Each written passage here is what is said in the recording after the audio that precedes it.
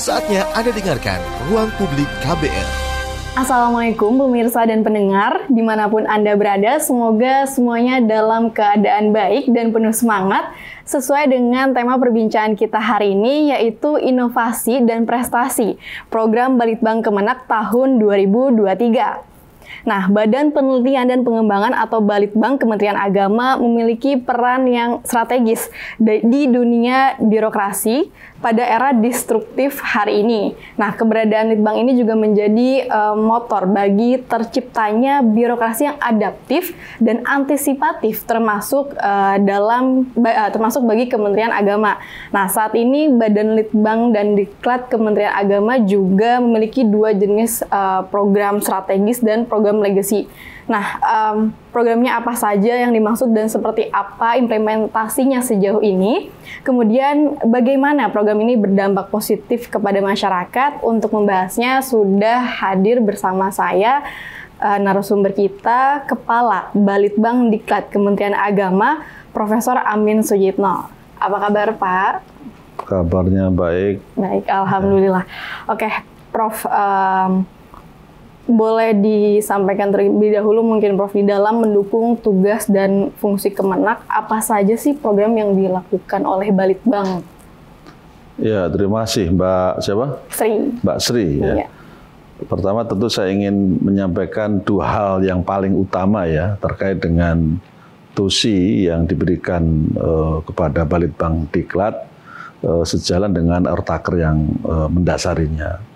Dua tusi utama itu adalah terkait dengan mengawal kebijakan Kementerian Agama, itu satu hal yang saya kira menjadi mandatori pokok. Yang kedua adalah mengawal penguatan sumber daya manusia, kompetensi sumber daya manusia, baik yang ASN-nya Kemenak tentu saja menjadi yang paling utama. Yang kedua adalah SDM yang secara tusi itu beririsan dengan tusinya Kemenak. Seperti itu. Oke, kemudian dalam program untuk mendukung tusi Kemenak ini di bidang kebijakan ya apa saja yang sudah dirilis gitu Pak? Ya, sesungguhnya kalau ngacu pada tusi Kemenak itu sendiri kan ada dua garis besar ya. Pertama adalah terkait dengan tusi di bidang pendidikan agama keagamaan, yang kedua adalah tusi layanan agama dan keagamaan. Tentu saja Balitbang juga dalam konteks tugas dan fungsinya tidak keluar dari dua mandatori itu. Nah, khusus terkait dengan kebijakan terutama di bidang pendidikan, sudah cukup banyak ya kebijakan-kebijakan yang menjadi concern kami dalam bentuk sebuah policy brief yang kemudian itu kita jadikan dasar bagi Gus Menteri atau Kementerian Agama untuk mengambil kebijakan. Salah satu yang sudah kita rilis misalnya, kita merilis terkait dengan bagaimana seharusnya pendidikan yang berbasis digital itu kita kemas dan kita kelola. Policy brief kita memberikan arahan kepada pengambil kebijakan terutama di unit eselon 1 agar mereka sudah harus melakukan langkah-langkah adaptif terkait dengan transformasi digital.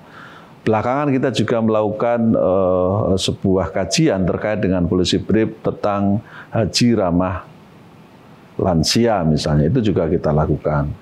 Yang tidak kalah pentingnya terbaru kita juga melakukan policy brief terkait dengan apa yang kami sebut terkait dengan IKM ya, implementasi kurikulum merdeka. Masih banyak sekali saya kira beberapa rilisan dari Balitbang Diklat yang tujuannya itu semata-mata memberikan guideline ya agar kebijakan-kebijakan Kemenak itu pertama itu sejalan dengan tusinya itu pasti. Yang kedua juga harus adaptif dengan kebutuhan layanan pendidikan era hari ini. Nah, semua itu kita godok, kita kemas dalam bentuk policy brief yang kemudian menjadi dasar kawan-kawan di unit eselon 1 terkait untuk dijadikan dasar kebijakan. Nah, itu yang pertama. Nah, yang kedua, jangan lupa kita juga mengawal terkait dengan layanan agama dan keagamaan. Banyak rilis yang sudah kita juga buat terkait misalnya bagaimana penguatan kebijakan yang berbasis pada kerukunan umat beragama, yang juga melahirkan misalnya indeks kerukunan umat beragama, lalu indeks kesalahan sosial. Nah, ini adalah sebuah program berbasis kebijakan yang mendasari agar kemudian unit instansi terkait, terutama di eselon 1, bisa menjadikan ini sebagai guideline untuk kepentingan kebijakannya. Seperti itu kira-kira, Pak. Oke, itu kan dari segi kebijakan ya. Kalau dari segi pengembangan SDM-nya, Pak, seperti apa? Kementerian Agama ini sebenarnya kalau kita lihat dari sisi jumlah human resource yang dimiliki, yang tercatat di bagian kepegawaian, sebenarnya ASN kita kurang lebih sekitar 230 ribuan ya ASN yang secara formal mereka bekerja di semua satker, dari mulai satker yang di pusat sampai satker yang daerah. 230-an ribu lebih lah. Tentu angka ini selalu fluktuatif karena setiap tahunnya kita kan ada penambahan, misalnya lewat rekrutmen P3K, macam-macam ya. Nah, tetapi kalau kemudian kita menghitung dari jumlah SDM yang kemudian bekerja beririsan dengan tusinya Kemenak, itu kita sudah pernah hitung tidak kurang 3 juta SDM yang mestinya menjadi bagian yang harus ditangani Kemenak. Siapa mereka sampai dari 230-an ribu kok menjadi jutaan? Karena ada tidak sedikit misalnya mereka yang bekerja menjadi bagian penguatan tugas Kemenak, misalnya di bagian wakaf, zakat, ormas, belum lagi misalnya BKM, ya, Badan Kesejahteraan Masjid, dan masih banyak lagi ya. Ini kalau kita hitung tentu jumlahnya sangat besar. Nah, maknanya apa? Maknanya memang Kemenak ini unik. Dalam konteks penguatan SDM tidak semata-mata seperti kementerian lain yang digarap hanya ASN-nya, tapi kita pun juga menggarap non-ASN yang tusinya itu memang beririsan dengan tusi-tusi Kemenak, ya, di bidang layanan agama dan keagamaan. Sehingga dengan jumlah sasaran yang sebesar itu, maka kemudian Kemenak dalam konteks melakukan penguatan human resource ini, kita juga melakukan langkah-langkah inovatif agar jumlah yang sebesar itu mereka bisa mendapatkan penguatan kompetensi, tentu saja dengan ketersediaan anggaran kita yang relatif disebut tidak cukup, mungkin ya nyatanya memang tidak cukup ya, disebut berlebihan nyatanya juga tidak cukup, sehingga kemudian kita di Balitbank memang harus pandai-pandai melakukan inovasi program agar mereka bisa mendapatkan atensi, perluasan akses terutama di bidang pelatihan. Oke. Kemudian kalau untuk penguatan SDM-nya di bidang digital nih Pak, ini kan kayaknya lagi gencar-gencar. Nah itu yang saya kira menjadi penting pertanyaan Anda. Disitulah kemudian kita harus melakukan beberapa inovasi seperti yang diarahkan Gus Menteri. Tentu di 7 program strategis beliau itu salah satunya transformasi digital.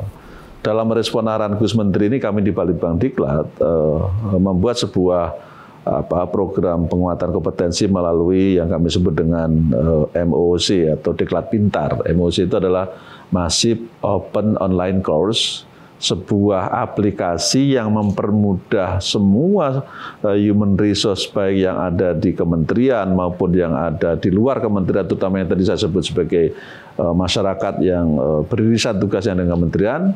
Dengan itu kita bisa memberikan kesempatan ya kepada mereka bisa pelatihan tanpa harus terikat dengan waktu, tanpa terikat dengan tempat, bahkan juga free. Ini sebagian dari yang harus saya sampaikan kepada publik. Jadi sekarang semua ASN Kemenak, termasuk tadi masyarakat yang saya sebut angka jutaan tadi, mereka bisa mengakses dengan mudah pelatihan berbasis digital ya, melalui MOOC dengan hanya mendaftar. Tentu dengan harus bersabar karena jumlah yang ikut registrasi kan banyak sekali, harus bersabar. Kemudian begitu mereka sudah terdaftar, mereka ada tawaran-tawaran sejumlah opsi-opsi, pilihan-pilihan diklat ya yang mereka bisa pilih dengan sesuai kebutuhan masing-masing, baik itu guru, baik itu penyuluh, dosen, pengawas, semuanya, termasuk anggota masyarakat lainnya. Mereka bisa milih beberapa pilihan-pilihan pelatihan. Setelah mendaftar kemudian mereka akan mendapatkan pendampingan, kemudian pelatihan. Bahkan pada saatnya mereka juga bisa ikut ujian di situ, yang lulus akan dapat sertifikat secara online. Nah ini menjadikan pelatihan yang tadinya kaku, rigid, dan harus offline itu hari ini siapapun bisa menikmati pelatihan ini dengan tanpa harus meninggalkan tugas-tugas rutinnya. Kan kita tahu semua ya, kalau selama ini guru itu disuruh pelatihan menunggu perintah atasannya. Nah hari ini semua kita bisa pelatihan secara mandiri. Ya, misalnya termasuk kita juga rancang namanya pelatihan Binwin, pembinaan perkawinan. Nah, termasuk Anda kalau belum nikah harus ikut pelatihan itu. Supaya nanti nikahnya jadi keluarga yang sakinah. Bukan sukinah ya, sakinah. Ya, sakinah. Itu gambarannya ya. Oke, tadi dalam bidang digital, jadi semuanya yang terlibat tadi SDM Kemenak ini bisa akses kapanpun, dimanapun, bisa belajar dari situ ya Pak ya. Oke, tapi sudah sejauh mana sih Pak implementasi itu, progres dari bidang digital itu? Karena kan kalau tadi secara offline kan biasanya rigid, kaku, tapi orang tuh mau, karena mau nggak mau harus mau ikut kan. Sedangkan ini kan dari kemandirian ya. Kalau di bidang belajar secara digital ini dari kemandirian itu menggerakkan mereka untuk mau mengakses itu, dan sudah sejauh mana mereka udah paham nggak sih gitu dengan belajar itu, kan jatuhnya belajar sendiri kan. Nah itu bagaimana? Ya, kalau dari pengalaman yang sudah kita rilis sejak pertengahan tahun 2023 dan sekarang sudah ribuan orang ya yang mendapatkan kesempatan. Kami sudah punya angka yang sangat detail terkait dengan progres MOC ini. Bahkan hitung-hitungan kami kalau satu pelatihan itu hanya bisa menjangkau sekitar 30 sampai 40 orang, dan itu kalau pelatihan offline kan setiap pelatihan harus menghabiskan sekitar 170-an juta. Pesertanya hanya sekitar 30 sampai 40 orang. Begitu kita gunakan paket online atau aplikasi MOC ini, sekarang udah ratusan ribu orang terjangkau. Bahkan hitung-hitungan kami dalam tahun 2023 ini dengan angka 170.000 per kali pelatihan, Balitbank Diklat sudah mampu mengefisiensi anggaran dalam hitungan kami 1,6 triliun. Nah, ini sumbangan Kementerian Agama kepada Kemenkyu ya, kepada Bendahara Umum Negara, bahwa kita telah melakukan efisiensi anggaran untuk peningkatan human resource-nya Kemenak. Dan itu tidak main-main, karena tidak mudah ya melakukan langkah-langkah perubahan mindset, perubahan tata kelola yang kemudian Kemenak sudah bisa masuk ke ranah itu. Tentu dalam proses di lapangan pasti ada kendala. Misalnya tadi ada tanya, gimana nanti apakah ketika mandiri mereka juga punya respon yang cepat, ya quick respon ketika harus pelatihan. Tentu saja pelatihan ini kan ada namanya kita sebut dengan quality assurance, jaminan mutu. Tidak serta-merta orang bisa pelatihan tanpa dikontrol. Para WI kita terus kita upgrade. Para WI kita terus kita upgrade. Para WDI suara kita sangat siap dengan persiapan yang sudah kita lakukan lama ini, dan itu dibuktikan dengan masifnya animo masyarakat, animo ASN Kemenak, dan itu dengan data yang ratusan ribu orang yang sekarang sudah ikut diklat itu menandakan keluarga besar Kementerian Agama ASN-nya sangat responsif dengan apa yang kita sebut era digital. Jadi mereka saya kira sudah termasuk orang-orang yang sedikit banyak memahami pentingnya literasi digital ya. Tidak akan kalah dengan Anda-Anda yang mungkin usia Gen Z atau milenial, Gen Z ya. Masih milenial. Milenial. Ya. Kalau milenial berarti sudah termasuk senior ya. Termasuk senior. Milenial akhir. Ya, akhir. Pengen Anda disebut Gen Z gitu maksudnya. Oke.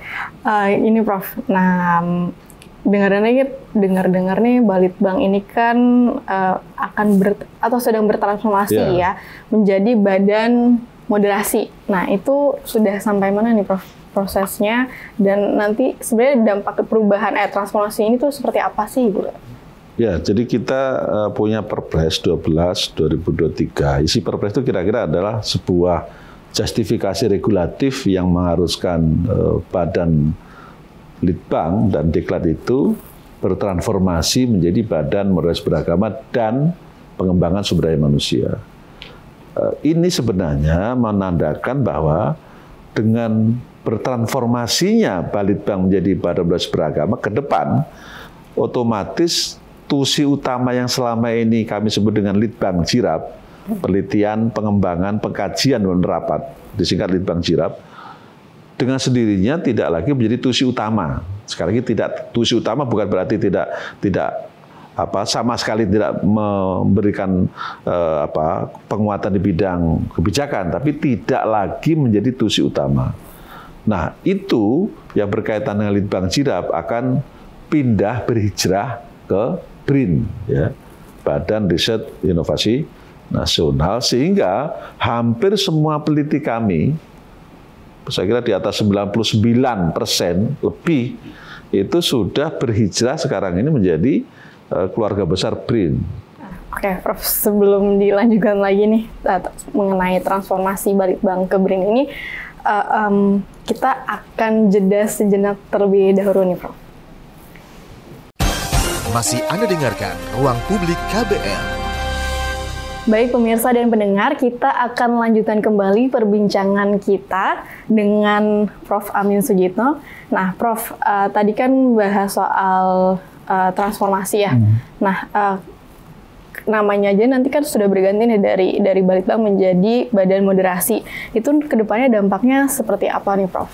Ya, tentu begitu menjadi Badan Moderasi Beragama sesuai dengan namanya yang kemudian tadi saya refer terkait dengan Perpres, maka ke depan fungsi Litbang Jirapnya menjadi sangat kecil, bahkan nyaris tidak ada, kecuali hanya kebutuhan kebijakan tertentu yang berkaitan pendidikan dan agama.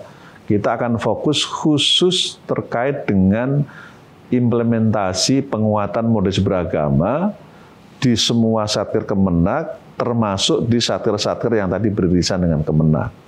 Nah, yang menariknya, Mbak, belakangan kita juga ada Perpres 58 2023 yang memberikan mandatori pada Gus Menteri sebagai ketua harian pelaksana ya, atau ketua pelaksana untuk mengawal MB di semua kementerian dan lembaga. Maknanya apa? Maknanya penguatan MB yang selama ini sudah menjadi fokus Kementerian Agama, yang di bawah Gus Menteri memang sangat ditekankan sekali. Kita dari semua eselon 1, eselon 2, para rektor, kanwil, semuanya kita sudah dilakukan penguatan MB melalui MOT, Master of Training, TOT, ya, dan macam-macam itu. Kemudian sekarang kita harus juga melibatkan kementerian dan lembaga di luar Kemenak. Dan insya Allah akhir bulan Desember ini kita sudah melakukan MOT dengan kalau nggak salah 18 KL, kementerian lembaga di luar Kemenak, mereka akan kita undang. Insya Allah hari ini akan dibuka Gus Menteri, nanti acara di salah satu hotel di Jakarta ini. Untuk apa? Supaya penguatan MB itu tidak semata-mata tugas Kemenak sesuai amanat Perpres 58 menjadi tugas bersama, tapi memang imamnya, dalam tanda petik ya, imamnya adalah Gus Menteri, sesuai dengan tusi dari Kementerian Agama sendiri. Nah, dalam konteks Balitbank Diklat yang bertransformasi menjadi Badan Moderasi Beragama, tentu tugas ini menjadi tugas yang sangat tidak ringan bagi kami di Badan Moderasi yang bertransformasi tadi. Karena satu sisi kita harus mengawal tugas yang memang ini berjalan seiring dengan Perpres, di sisi lain tentu SOTK-nya, human resource-nya, semua perangkat yang ada di Badan Moderasi yang nantinya menjadi lembaga baru itu harus bersinergi dengan tugas-tugas kementerian, khususnya dalam mengawal MB yang tidak saja di lingkungan Kementerian Agama, tapi juga harus menyasar ke semua kementerian dan lembaga. Ini yang ke depan akan kita jadikan fokus kita di Badan Moderasi. Luas sekali ya, Prof, cakupannya. Ya, luas sekali. Jadi termasuk Anda yang belum ikut, nanti Anda juga harus ikut. Terutama yang generasi Z itu kita sebut sebagai kelompok penggerak MB. Ya, penggerak. Jadi sebagai penggerak harus di depan ya, di depan memberikan semacam role model gimana sih moderasi beragama misalnya untuk konteks anak-anak Gen Z. Apalagi di dunia digital ya. Ya, anak-anak. Ya tentu saja juga melalui medsos ya, medsos di beberapa platform digital. Itu yang menjadi fokus kita nanti ya. Nah, ngomong soal moderasi beragama nih, Balitbank kan katanya sedang mempersiapkan konferensi Asia Afrika dan Afrika Latin ya, Prof, nanti ini. Nah, itu apa sih, Prof, yang mendasari kegiatan ini dan negara mana saja yang terlibat, kemudian nanti output dari konferensi ini tuh seperti apa gitu? Ya, jadi gini, tadi transformasi kita dari Badan Litbang Diklat menjadi Badan Moderasi ini tentu saja menjadikan kita juga harus move on dalam konteks penugasan, juga dalam konteks tusi-tusi, bahkan juga program-program unggulan. Mengapa kita melakukan program yang kami sebut dengan Konferensi Moderasi Beragama Asia Afrika Amerika Latin? Tentu sejalan dengan tadi transformasi salah satunya ya. Sejalan dengan transformasi perubahan dari Balitbang Diklat menjadi Badan Moderasi. Yang kedua, tentu kita semua tahu bahwa belakangan ini ada persoalan yang sungguh-sungguh harus menjadi perhatian dunia terkait adanya, anggap sajalah beberapa kasus di beberapa negara yang sedang berkecamuk. Dan tidak sedikit yang kemudian juga bawa isu agama. Pertanyaannya adalah, apakah kemudian agama itu jadi masalah atau jadi solusi? Kami dari Badan Litbang Diklat yang bertransformasi jadi Badan Moderasi Beragama, menganggapnya agama itu solusi. Kalau Gus menyebut agama sebagai inspirasi, sekaligus tentu saja solusi. Solusi apa? Tentu ketika dunia sedang berkecamuk dengan berbagai alasan-alasan yang tentu saja macam-macam dalih dan dalilnya, agama harus menjadi solusi. Nah, seperti apa solusi itu? Mari kita kemas, diskusikan, ya, kita lakukan pengkajian bersama dengan mengambil sebuah jejak penting pada tahun 1955, Konferensi Asia Afrika di Bandung itu, kalau semua negara Asia Afrika bisa bicara bersama tentang pentingnya perdamaian dunia, terutama dari semangat keberagamaan kita, mengapa tidak di tahun 2023 ini kita melakukan itu? Mengulang kesuksesan, kegemilangan kita di tahun 1955. Karena itu kemudian judulnya menjadi Konferensi Moderasi Beragama, yang judul besarnya sesungguhnya adalah Religion and Humanity, mengusung dari universalisme agama untuk kemanusiaan, for peace, untuk perdamaian, yang kemudian nanti melibatkan beberapa negara benua Asia Afrika dan termasuk Amerika Latin, sehingga kita ajak bersama-sama untuk membincang, mencari solusi agar agama itu bisa berfungsi untuk kepentingan perdamaian dan kemanusiaan. Tahun ini sebenarnya kita konsepnya masih kita sebut pra-conference. Oke. Konferensi tingkat tingginya itu sendiri insya Allah nanti kita lakukan di tahun 2024 yang akan lebih besar dari tahun ini. Seperti itu. Oke, tapi nanti yang dihasilkan dari kira-kira harapan dari konferensi ini tuh apa sih, Prof? Ya, outputnya tadi salah satu yang menjadi problem sekarang kan problem disharmoni ya, beberapa, tentu tidak semua, tapi kita melihat bagaimana Palestina, kita juga melihat. Kalau soal Palestina mungkin itu isunya lebih isu konflik antar negara, tapi banyak nggak sedikit lah banyak yang mengaitkan soal agama akhirnya kan isu. Ya apapun itu tentu kita tidak boleh tinggal diam. Yang pasti korban kemanusiaannya semua kita tahu, yang itu berdampak bukan hanya pada kelompok agama tertentu, sekian banyak yang kemudian jadi korban, dan kata kunci yang sedang tentu kita bersepakat menjadi isu bersama adalah universalisme agama, yang kemudian di situ ada korban manusia. Nah, kemudian bagaimana kita hadir sebagai kelompok besar orang beragama agar kita semua speak out, merumuskan, memformulasikan untuk mencari solusi perdamaian. Dengan apa perdamaian itu? Tentu saja mestinya semua kita sepakat menggunakan instrumen lembaga, dan lembaga yang paling otoritatif itu sebenarnya memang tidak lain adalah PBB. Karena itu para tokoh agama di semua negara, khususnya di negara Asia Afrika dan Amerika Latin, itu diharapkan bagaimana kemudian dengan semangat keberagamaan kita itu memfungsikan PBB sebagai sebuah lembaga yang otoritatif untuk segera bertindak yang lebih agresif menyelesaikan persoalan ini. Oke. Tapi kan gini Prof, konferensi ini kan tingkat tinggi ya, maksudnya pimpinan negara, lembaga seperti itu. Padahal kan sebenarnya tujuan moderasi beragama ini yang dirasakan masyarakatnya. Nah itu hasil dari konferensi ini nanti bisa sampai dan terimplementasikan di tingkat masyarakat tuh gimana? Kan biasanya kan yang rame-rame riuh-riuh soal agama ini kan juga mulai dari masyarakat ya gitu, kayak gitu, supaya masyarakatnya bisa lebih lebih paham lebih mengerti soal moderasi beragama itu seperti apa Prof implementasinya nanti? Isu moderasi beragama sesungguhnya bukan isu lokal ya, isu yang sesungguhnya isu global. Yeah. Jadi tentu kita tidak bisa hanya ini Indonesia NC, Indonesia Perspektif, tidak. Jadi isu moderasi beragama itu isu global yang semua agama berkepentingan menyuarakan pentingnya berpandangan, terutama para umatnya ya, secara moderat. Kemudian juga tidak terjadi disharmoni, tidak terjadi intoleransi, tidak terjadi kemudian pergesekan yang mengatasnamakan atas nama agama. Nah, konsep inilah yang kemudian kita usung.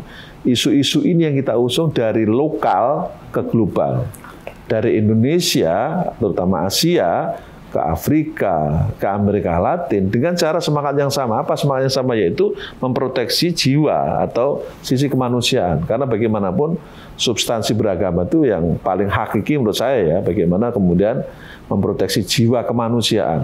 Itu yang dalam bahasa-bahasa usul fikih sering disebut dengan al-khifdun nafs, ya, menjaga jiwa. Dan menurut saya beragama ya kepentingannya harus jelas, universalisme dalam konteks menjaga jiwa itu. Dan ini kita usung di konferensi moderasi beragama itu untuk bersama-sama satu meja dengan berbagai tokoh ya. Tapi sekali lagi ya, tahun 2023 ini baru pra-conference, warming up-nya. Jadi nanti yang sesungguhnya betul tahun 2024. Tentu kita semua menunggu peran serta masyarakat. Dan kami bersama PBNU merancang dari mulai konsep pembicaranya, rancang bangun output dan insya Allah outcome-nya, dan tentu para kiai kita juga dengar masukannya. Makanya narasumber yang kita undang juga berbagai kelompok masyarakat, kelompok tokoh agama, tidak hanya Indonesia, dari luar juga, termasuk PP Muhammadiyah juga kita undang sebagai narasumber untuk bersama-sama membincangin. Karena ini adalah masalah, bukan cuma masalah bangsa Indonesia, ini masalah dunia yang kita semua harus turut mencari solusi. Oke, baik Prof. Mungkin cukup Prof mengenai perbincangan kita mengenai moderasi beragama. Terakhir saya mau minta Prof kasih closing statement ya, closing statement tentang moderasi beragama. Ya, jadi begini, dalam konteks bagaimana kita memastikan agar agama itu fungsional, tidak semata-mata bernilai ritual, ukurannya adalah bagaimana kehidupan beragama itu berdampak sosial. Dari ritual berdampak sosial. Seseorang yang beragama yang hanya mengedepankan ritualisme tanpa dibarengi dengan semangat sosial, maka terjadi sebuah disharmoni. Maka ritual harus dibarengi dengan nilai-nilai sosial. Dan moderasi beragama mengejawantahkan dua hal itu. Ritual satu sisi dan sosial dari sisi yang lain. Saya kira itu. Oke, baik. Terima kasih Prof. Amin Suyitno yang sudah berbagi pandangannya pada hari ini. Baik pemirsa dan pendengar, kita sudah sampai di akhir perbincangan kita dengan Prof. Amin Suyitno. Selanjutnya kita akan masih lanjut berbincang mengenai Balitbang Kementerian Agama tentunya. Kita jeda sejenak terlebih dahulu. Masih Anda dengarkan Ruang Publik KBR. Baik pemirsa dan pendengar, kita akan lanjutkan kembali perbincangan kita pada hari ini dengan tema inovasi dan prestasi program Balitbang Kemenak tahun 2023. Nah, dan narasumber kedua kita sudah hadir Sekretaris Balitbang Diklat Kementerian Agama Profesor Dr. Arska Salim. Apa kabar Prof? Kabar baik, Mbak. Baik, alhamdulillah. Nah, Prof, di perbincangan sebelumnya nih kan dengan Prof. Amin Suyitno ini lebih membahas mengenai transformasi Balitbang menjadi Badan Moderasi Beragama. Nah, yang mau saya tanyakan dulu nih Prof, mengenai tata kelola terkait kelitbangan dan kediklatan dalam proses transformasi menjadi Badan Moderasi Beragama ini nanti seperti apa? Gitu? Ya, transformasi kelembagaan dari Badan Litbang dan Diklat Kementerian Agama menjadi Badan Moderasi Beragama dan Pengembangan SDM ini sesuatu yang niscaya. Lebih karena memang tantangan kita hari ini adanya berbagai dinamika sosial keagamaan sehingga penguatan moderasi beragama itu menjadi niscaya dan ini perlu diseriusi gitu. Dan di saat yang sama kita tidak hanya mengganti nama nomenklatur gitu kan, dari Badan Litbang dan Diklat berubah menjadi Badan Moderasi Beragama dan Pengembangan Sumber Daya Manusia. Tapi di saat yang sama, kita juga melihat apa-apa yang perlu kita perbaharui dan kita tingkatkan. Jadi tidak hanya sekedar berubah nama, berubah nomenklatur, tapi juga mengubah tata kelola, mengubah layanan kita sehingga lebih baik. Dan itu antara lain, tata kelola itu dilihat dari sejauh mana kita mengadopsi, mengupayakan terjadinya transformasi digital. Transformasi digital itu hal yang sebenarnya niscaya kita sudah masuki era digital seperti ini, ya.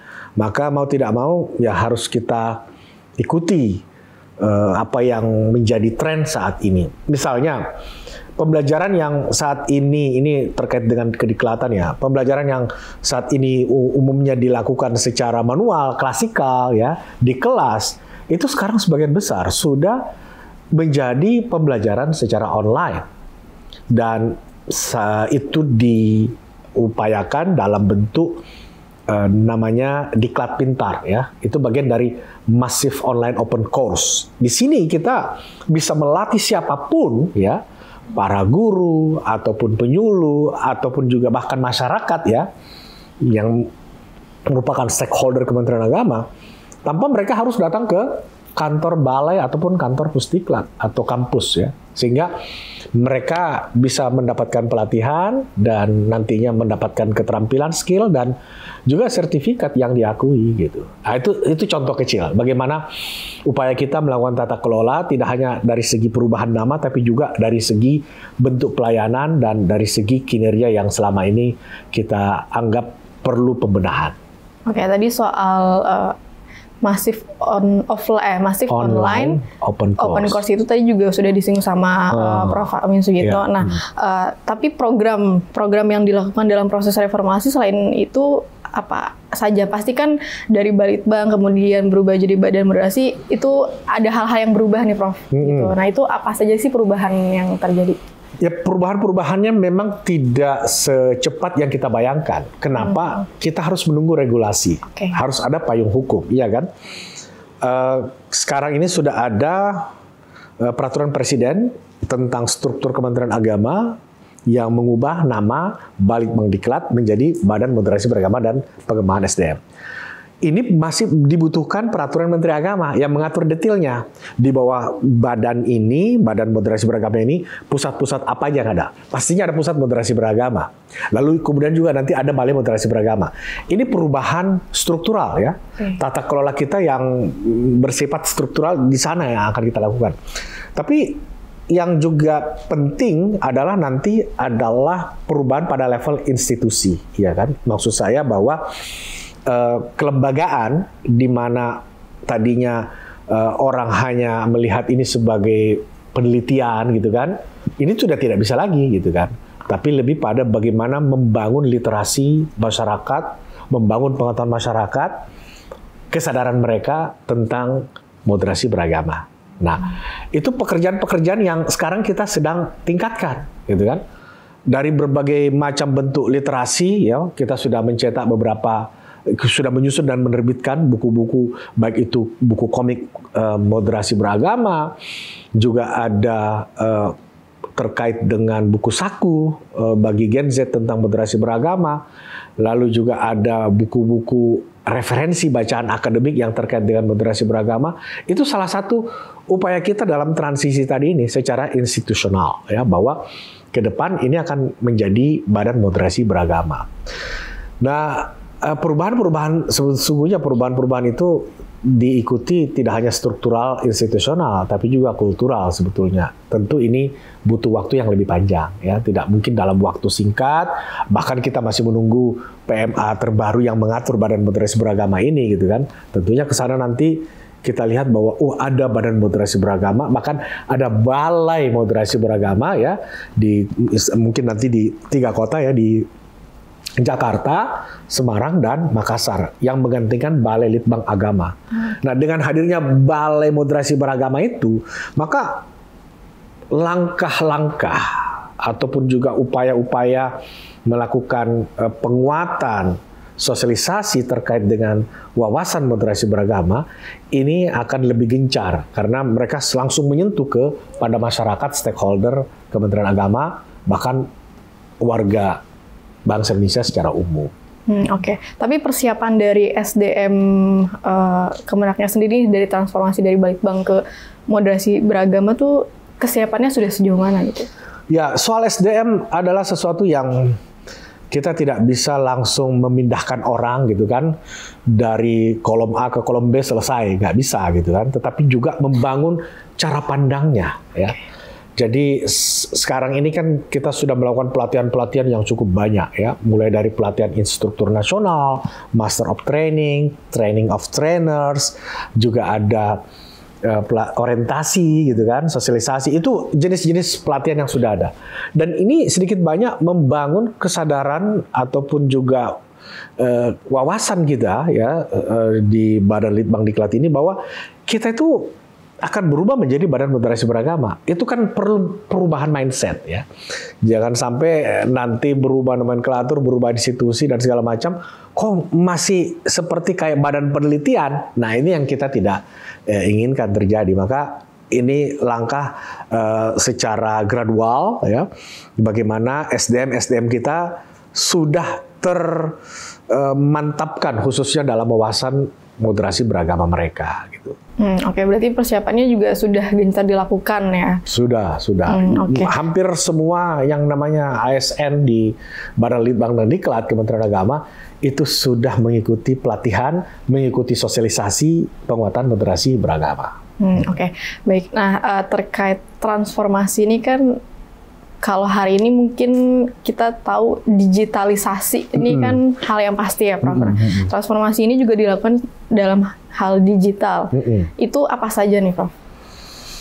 Cukup banyak ya yang dilakukan. Misalnya selain tadi MOC juga ada program-program di Lajnah ya.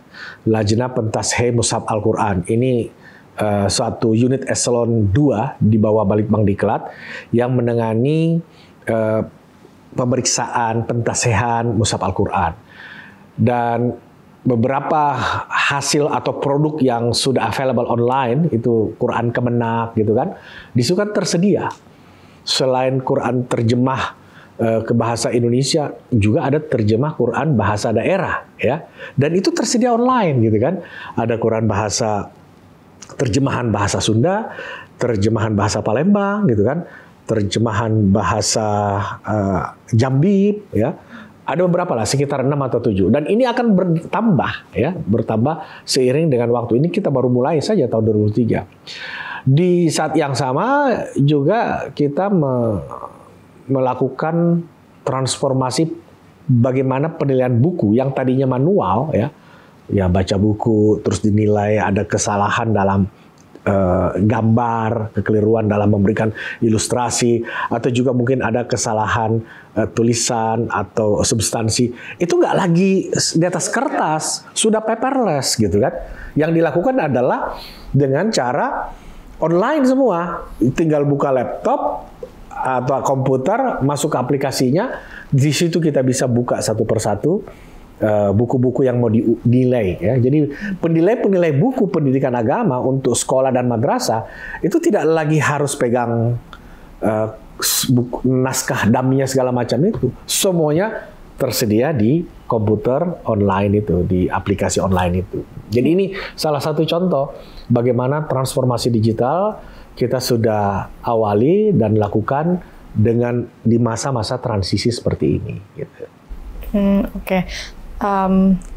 Tapi nanti ketika sudah menjadi badan moderasi, ini kan masih transisi, ketika sudah menjadi badan moderasi beragama nih, harapannya badan moderasi beragama ini terutama dalam transformasi digital, itu sasaran ke masyarakatnya itu gimana strategi untuk lebih menyasar ke masyarakat? Ya, segmentasi masyarakat tentu menjadi perhatian kita. Kita mencermati bahwa audiens kita yang saat ini mayoritas penduduk Indonesia kan adalah generasi muda, khususnya generasi milenial dan generasi Z.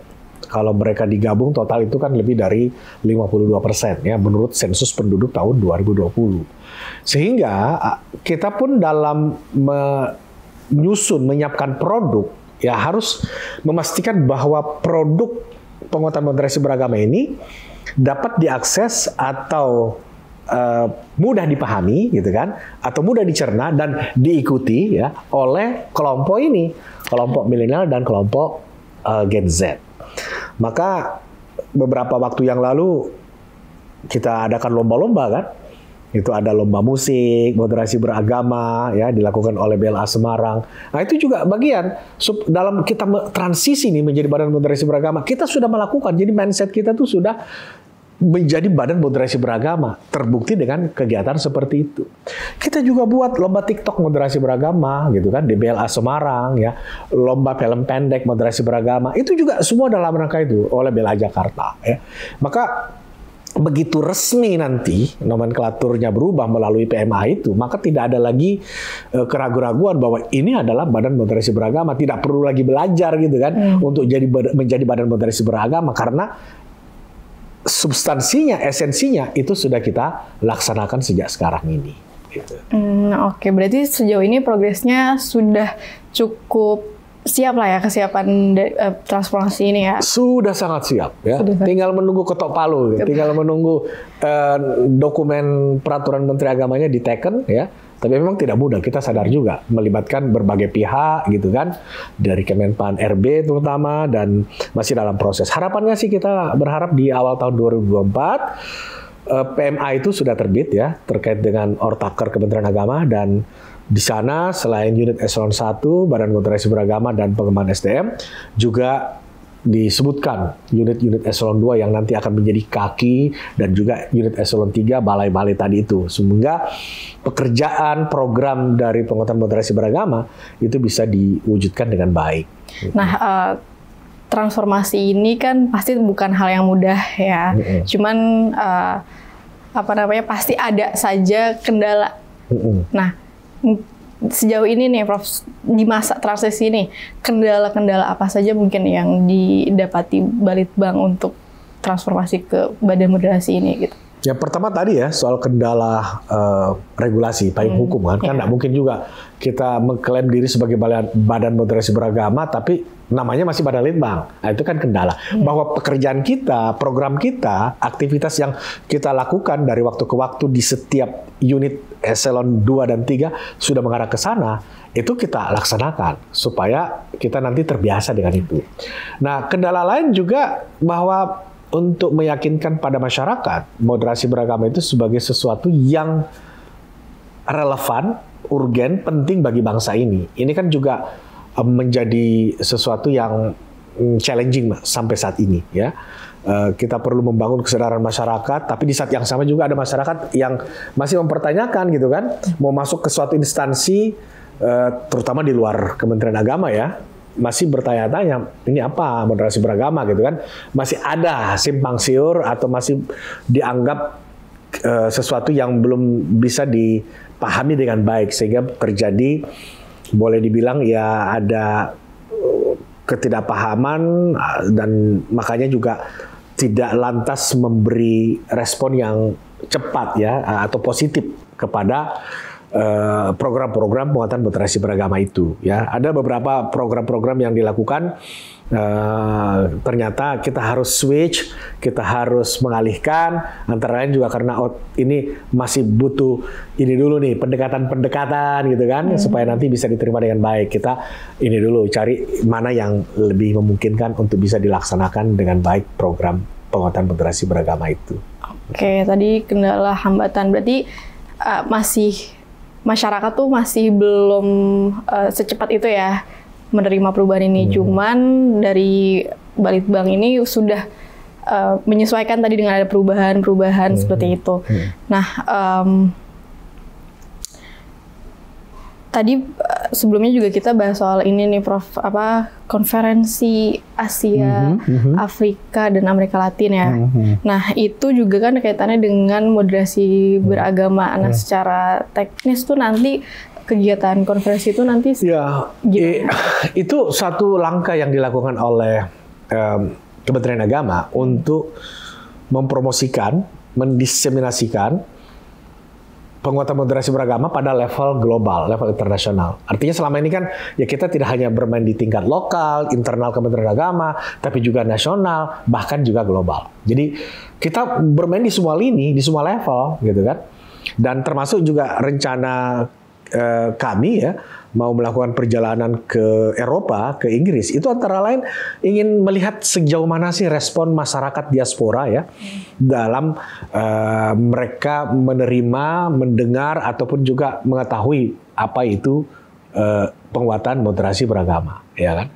Jadi kita tidak membatasi diri pada lingkup internal ASN Kementerian Agama atau stakeholder Kementerian Agama secara khusus, tapi juga sudah membuka diri pada KL lain, kementerian lain, ya, sejalan dengan adanya Perpres yang terbaru, ya, Perpres Penguatan Moderasi Beragama nomor 58 tahun 2023. Kita menggandeng KL lain, ya. Kita juga sudah berkomunikasi dengan forum-forum pemuka agama, ormas-ormas, bahkan juga masyarakat, media, dan seterusnya. Ini kan sudah level nasional, lingkupnya. Tapi kita ingin terus sampai ke level global internasional, maka antara lain lewat konferensi moderasi beragama Asia, Afrika, Amerika Latin itu, yang mau diadakan di Bandung di tanggal 19 sampai 22 Desember ini. Ya. Itu. Tadi kan... Oke, untuk konferensi ini tahun ini kan baru pra-nya ya. Nah, ini pra-nya tuh apa saja sih, meliputi apa saja gitu? Kegiatan ini lebih untuk mendorong bagaimana masyarakat aware tentang kehidupan keberagamaan yang moderat di tengah masyarakat majemuk. Dan karena itu kita juga mengundang para presenter ya, pemakala-pemakala dari berbagai pihak, latar belakang ya, tidak hanya stakeholder Kementerian Agama, tapi juga para peneliti, dosen, widaiswara, dan semuanya untuk sumbang pikiran gitu. Apa itu moderasi beragama dan bagaimana moderasi beragama dilaksanakan ataupun juga case study dari berbagai wilayah ya. Dan kita juga mengiringinya, dan ini yang paling penting pesan kita, bahwa salah satu indikator moderasi beragama itu kan adalah anti kekerasan, toleransi. Maka ini juga kita ingin gemakan gitu kan pada level yang lebih luas, sebuah framework yang global sifatnya. Maka kita juga ingin menyikapi konflik Gaza ya, di mana di sana terjadi pembantaian ya, isu-isu kemanusiaan dan lain sebagainya. Ya kita bicara moderasi beragama juga menyentuh hal itu, karena jelas moderasi beragama anti kekerasan gitu kan. Salah satu indikatornya yaitu menolak kekerasan fisik, bahkan juga termasuk kekerasan verbal. Oke, baik Prof. Sebelum kita lanjutkan, kita akan jeda sejenak terlebih dahulu ya. Masih Anda dengarkan Ruang Publik KBR. Baik pemirsa dan pendengar, kita akan melanjutkan perbincangan kita pada hari ini dengan Prof. Askal. Dan ini Prof, kan Balitbang Kemenak ini punya 2 program kerja ya, yaitu 10 program strategis dan 3 program legacy nih. Nah itu bisa dijelaskan apa saja programnya dan sebenarnya implementasinya tuh sudah sejauh mana sih gitu dari program tersebut gitu. Ya, ini program yang kita memang siapkan di masa-masa akan berakhirnya RPJMN 2020-2024 ya. Karena di dalam RPJMN 2020-2024 ini kan juga senada, seiring dengan akan berakhirnya masa pemerintahan ya, yang tiap 5 tahun itu kan berganti gitu. Nah, maka ada namanya program prioritas supaya kita mengadres hal-hal yang selama ini mungkin masih lambat atau masih kurang gitu kan, kita ingin gencarkan. Juga ada program legacy, artinya warisan, kira-kira bisa dikenang gitu kan, sehingga kalau nanti selesai RPJMN 2020-2024 ini, program tersebut atau produk yang lahir di masa RPJMN itu bisa dilihat sebagai, oh ini adalah legacy, ini adalah peninggalan, ini adalah sebuah karya warisan dari masa periode rencana pembangunan jangka menengah nasional tahun 2020-2024 itu. Nah, ada beberapa program yang sudah dilaksanakan dan sedang dilaksanakan juga ya. misalnya yang gencar itu yang belakangan ini ya oleh Balai Diklat Keagamaan di berbagai wilayah dari Aceh sampai Papua itu melalui skemanya pelatihan di wilayah kerja. Maksudnya Balai Diklat itu tidak mengadakannya di kampus, di tempat di mana dia berkantor atau punya asrama. Tapi Balai Diklat itu pergi ke beberapa tempat di wilayah kerjanya. Misalnya Balai Diklat Keagamaan Bandung, ya kan? Maka di wilayah kerjanya tuh apa? Ke Tasikmalaya, ke Garut, ke Sukabumi. Pokoknya di wilayah kerja BDK Bandung.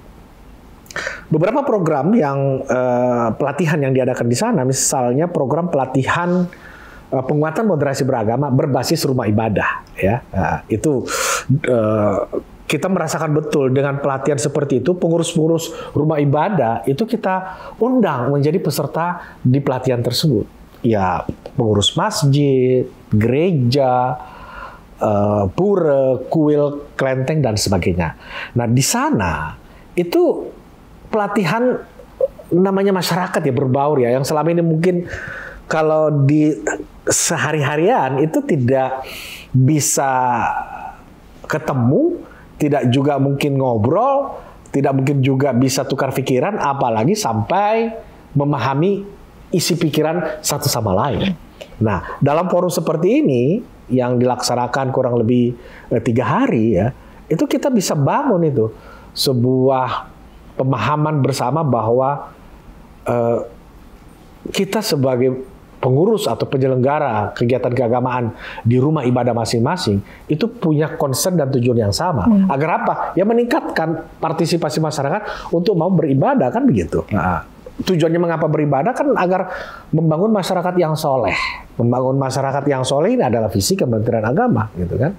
Nah, jadi ini kita gencarkan, kita ingin tunjukkan efek dari program yang berlangsung di RPJMN 2020-2024 ini supaya masyarakat jadinya ada intensitas ya dan dalam memahami bagaimana praktek hidup yang rukun, toleran dalam bingkai negara Republik Indonesia itu. Itu satu bentuk pelatihan. Masih ada pelatihan lain ya. Pelatihan seperti misalnya manajemen masjid, ya kan? Nah, ini juga menarik. Kenapa? Kita ingin bahwa dalam mewujudkan visi Kementerian Agama membangun masyarakat yang soleh itu, masjid menjadi epicentrum bagi aktivitas masyarakat. Tidak hanya masalah sosial atau ritual, tapi juga ekonomi. Bagaimana itu menjadi tempat adanya ide-ide untuk pengentasan kemiskinan ya, dan ini coba dilakukan. Bahkan mungkin juga termasuk bagaimana supaya masjid bisa membangun gizi masyarakat, nutrisi yang baik dan seterusnya ya. Tapi saya nggak tahu apakah itu juga sudah dicobakan. Tapi imajinasi kita tentang rumah ibadah, masjid apalagi sebagai penduduk Indonesia yang mayoritas, tentunya kan kalau yang mayoritas itu kuat, ya tentunya negaranya kan menjadi kuat. Di mana-mana begitu. Apapun agama mayoritas penduduknya di suatu negara itu. Nah, saya tertarik saya ingat itu waktu di suatu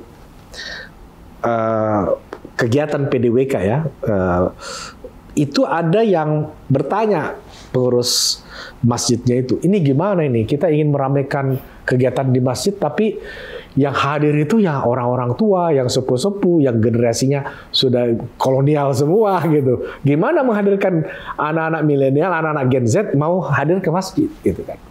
Ya saya sampaikan bahwa manajemen masjid hari ini tidak lagi sama dengan di masa abad yang lalu gitu kan. Kita perlu ubah manajemen masjid. Saya tanya, Anda pengurus masjid punya punya medsos nggak gitu kan? Masjidnya punya akun nggak medsos gitu kan? Punya Instagram nggak gitu kan? Nah, ya kalau nggak punya Instagram, bagaimana masyarakat Gen Z mau tahu kegiatan di masjid apa, pengajiannya apa, atau pembelajaran kitab apa dan seterusnya kan? Kira-kira kayak gitu. Jadi mengubah mindset pengurus masjid bahwa masjid itu dikelola tidak lagi dengan cara-cara lama gitu, tapi dengan cara-cara baru sesuai dengan audiens mereka, yaitu yang hari ini anak-anak muda kan Gen Z. Nah itu contohnya seperti itu. Oke. Gini, Prof. Tadi kan juga sempat disinggung kalau transformasi dari Balitbang ke Badan Moderasi ini juga tidak hanya membawahi ASN Kementerian, tapi Kementerian Agama, tapi juga seluruh kementerian lembaga, kemudian juga tadi mulai dari masjid-masjid, tokoh pemuka agama juga ikut terlibat dalam proses moderasi beragama ini gitu. Itu kan cakupannya sangat luas ya, luas sekali. Apalagi tadi di masyarakat, di masjid misalnya contohnya masih kaku, masih zaman-zaman kolonial seperti itu ya. Nah, ada nggak dari Balitbang mungkin program atau strategi gitu untuk mentransformasikan itu, jadi dari kelembagaannya juga ikut berubah, terus mindset dari pegawainya, kemudian sampai ke masyarakatnya juga bisa sejalan seperti itu gitu. Pendekatan kita selalu mengacu kepada siapa audiens kita, gitu kan. Jadi kalau audiens kita ini sangat gandrung dengan medsos, ya kita harus gunakan medsos pendekatannya.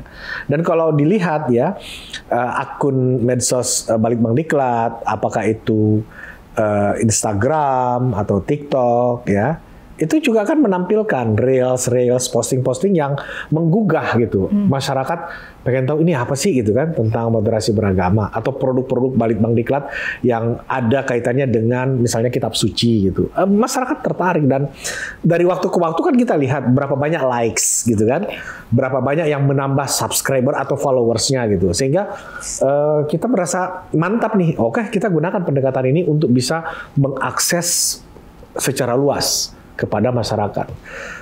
Sebab menanti mereka, misalnya kalau untuk ASN Kementerian Agama aja ya, untuk datang ke Diklat gitu kan, Balai Diklat untuk mengikuti pelatihan, itu sebetulnya waktu tunggunya lama loh.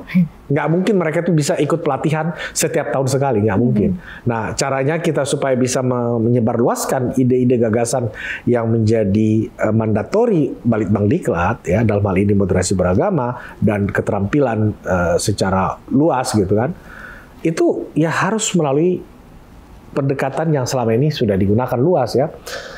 Masyarakat mengakses internet sudah lebih dari 75% masyarakat kita kan. Populasi kita tuh rata-rata sudah ketergantungan kepada akses internet. Kalau sudah nggak ada wifi, sudah nggak ada kuota, nggak ada sinyal, mati gaya kan gitu. Jadi itu salah satu juga kita, ini harus kita lakukan dengan pendekatan-pendekatan seperti ini. Oke, baik. Prof, ini terakhir nih closing statement nih dari Prof Arskal mengenai moderasi beragama itu seperti apa? Ya, masa depan Indonesia sebagai negara kesatuan Republik Indonesia itu sangat bergantung banyak kepada kesadaran kita sebagai umat beragama, sebagai warga bangsa untuk hidup toleran, ya, satu sama lain, hormat menghormati, rukun damai, dan hidup dalam keharmonisan sebagai bangsa yang berbeda-beda latar belakangnya. Maka kita ingin terus memelihara warisan para leluhur, para pendiri bangsa ini dengan mengedepankan sikap yang saling hormat menghormati, ya, sikap yang toleran, anti kekerasan. Karena dengan demikianlah kita bisa tetap menjaga persatuan dan keutuhan bangsa ini. Oke, baik. Terima kasih Prof Arskal yang sudah meluangkan waktunya untuk perbincangan pada hari ini. Dan baik pemirsa dan pendengar, kita sudah sampai nih di akhir perbincangan kita. Terima kasih Prof. Dan pemirsa dan pendengar, saya Sri Mulyawati undur diri. Sampai jumpa di kesempatan berikutnya. Wassalamualaikum warahmatullahi wabarakatuh. Baru saja Anda dengarkan Ruang Publik KBR.